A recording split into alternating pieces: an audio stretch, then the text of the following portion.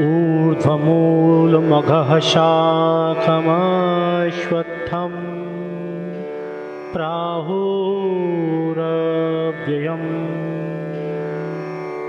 छन्दांसि यस्य पर्णानि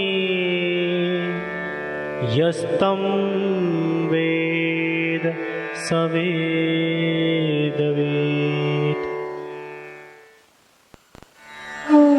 Lord Krishna said, "This world has been considered as Ashwatha, peepal tree, that has its roots above and its branches below. The Vedas are its leaves. The one who knows this tree, that is, the world, he knows all the Vedas." अधश्चोर्ध्वं प्रसृतास्तस्य शाखा गुणप्रवृद्धा विषयप्रवालाः अधश्च मूलान्यनुसन्ततानि कर्मानुबन्धीनि मनुष्यलोके.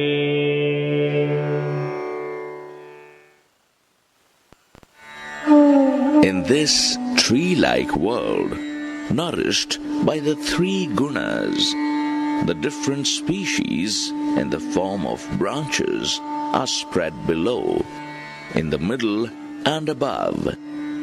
The sense objects are the shoots, the roots that bind us according to our karma in this human world, are also spread everywhere above and below.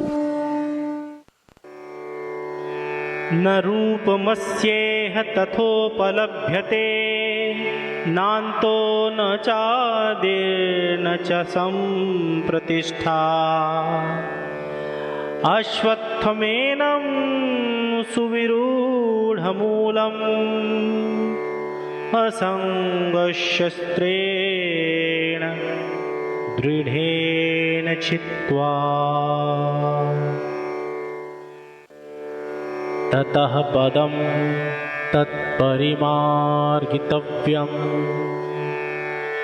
यस्मिन् गता न निवर्तन्ति भूयः. तमेव चाख्यं पुरुषं प्रपद्ये यतः प्रवृत्तिः प्रसृता पुराणी.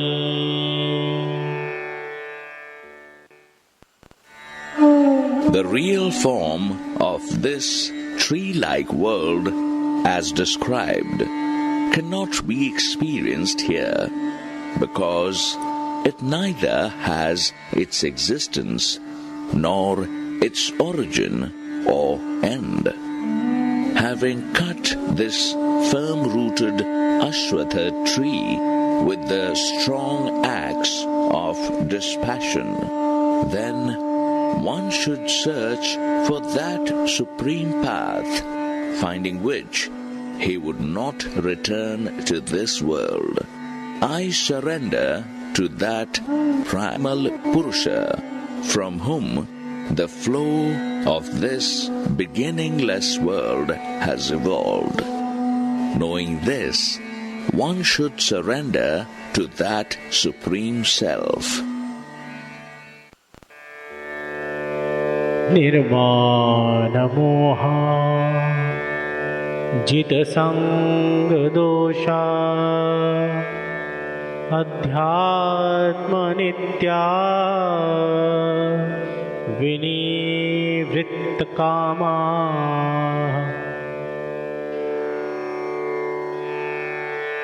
द्वन्द्वैर्विमुक्ताः सुखदुःखसञ्ज्ञैर्गच्छन्त्यमूढा पदमव्ययं तत्. Those who are free from delusion and pride have won over the evils of attachment, are ever established in the Supreme Self, free from all desires, and are liberated from the opposites of joy and sorrow. Such wise ones attain that supreme eternal abode. न तद्भासयते सूर्यो न शशाङ्को न पावकः यद्गत्वा न निवर्तन्ते तद्धाम परमं मम. That supreme abode cannot be illuminated by the sun, moon, or fire, attaining which the beings do not return to this world. That is my supreme abode. ममैवांशो जीवलोके जीवभूतः सनातनः मनः षष्ठानीन्द्रियाणि प्रकृतिस्थानि कर्षति.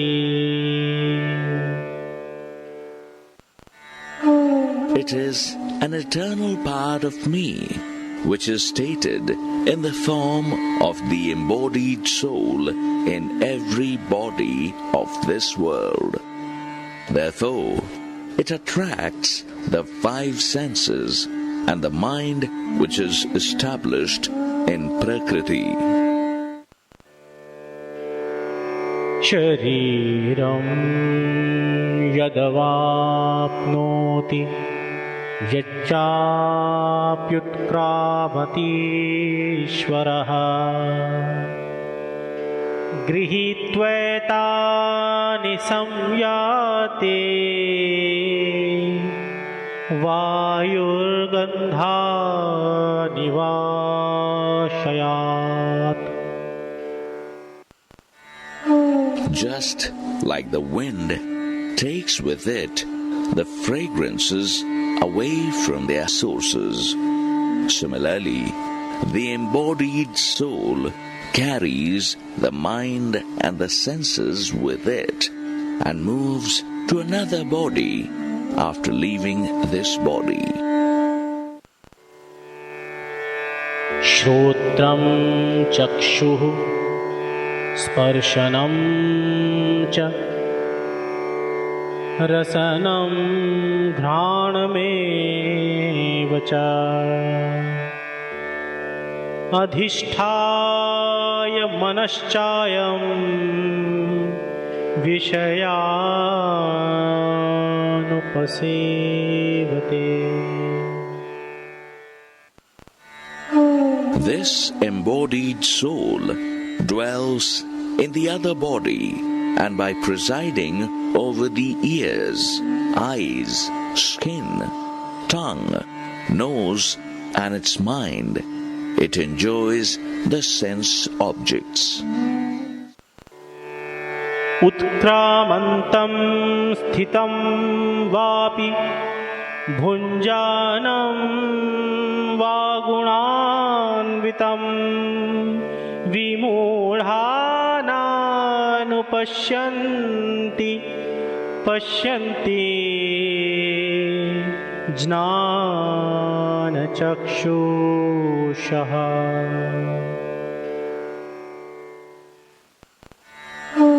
The deluded ones cannot understand the embodied soul as the one discarding the body, or as the one experiencing the sense objects subject to the three gunas of Prakriti while dwelling in the body. But the wise ones with the eyes of wisdom do understand. यतन्तो योगिनश्चैनं पश्यन्त्यात्मन्यवस्थितम् यतन्तोऽप्यकृतात्मानो नैनं पश्यन्त्यचेतसः.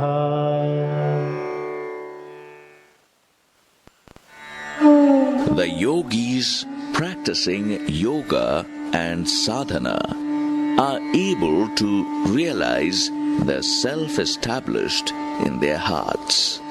But the deluded ones with impure minds are unable to understand this in spite of their best efforts. यदादित्यगतं तेजो जगद्भासयतेऽखिलम् यच्चन्द्रमासि यच्चाग्नो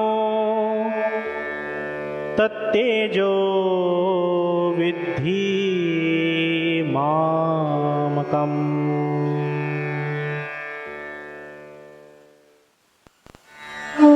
Know that the brilliance of the sun that lights up the entire world, along with the radiance of the moon and the fire, have originated from me. गामाविश्य च भूतानि धारयाम्यहमोजसा पुष्णामि चौषधीः सर्वाः सोमो भूत्वा रसात्मकः.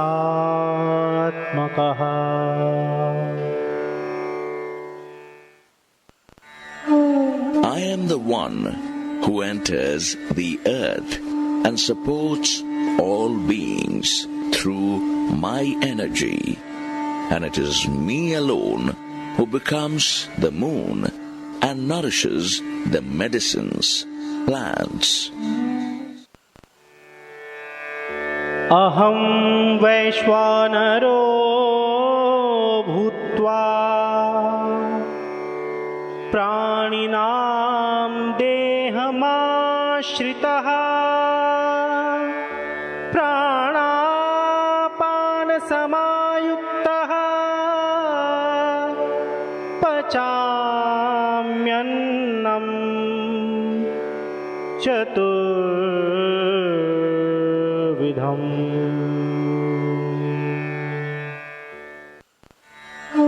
Taking the form of the digestive fire, dwelling in the body of all beings, and united with the incoming and outgoing breath, it is I who digest the 4 kinds of food. Sarvasya chaham hridhi samnivishto smritirjnanamapohanam cha vedesya sarvairhameva vedyo vedanta kritved videva chaham.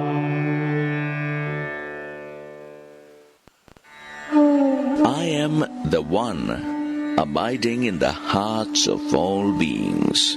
Memory, knowledge, and forgetfulness happen through me only.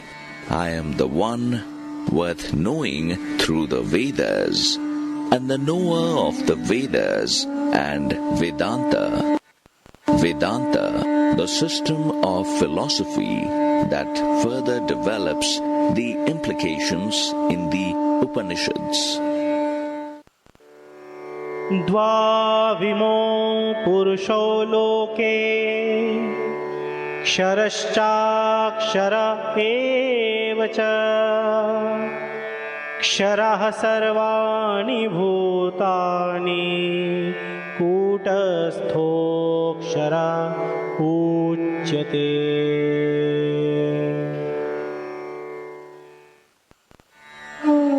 There are two types of Purushas in this world, the perishable and the imperishable. The bodies of all beings are perishable, and the embodied soul dwelling in all beings is imperishable. उत्तमः पुरुषस्त्वन्यः परमात्मेत्युदाहृतः यो लोकत्रयमाविश्य बिभर्तव्यया ईश्वरः.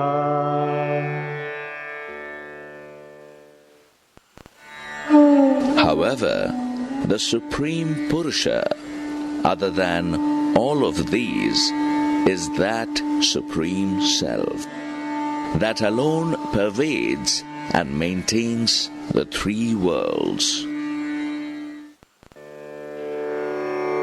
यस्मात् क्षरमतीतोऽहमक्षरादपि चोत्तमः अतोऽस्मि लोके वेदे च प्रथितः पुरुषोत्तमा.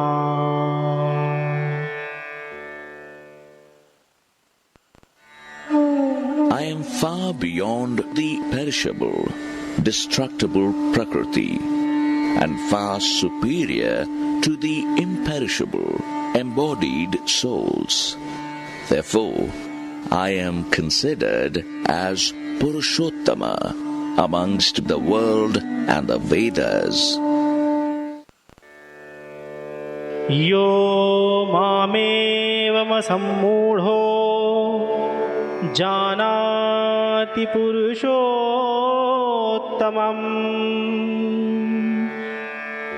स सर्वविद् भजति मां सर्वभावेन भारत.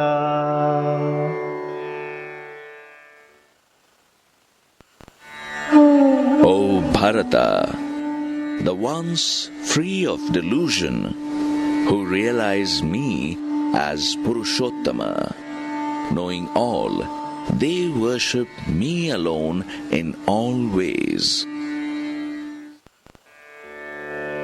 इति गुह्यतमं शास्त्रमिदमुक्तं मया नघ एतद्बुद्ध्वा बुद्धिमान् स्यात् कृत्यश्च Bharata. O Anagha, this most secret teaching has thus been imparted by me. O Bharata, the one who knows this in the same manner, he becomes wise and his mission in life is accomplished.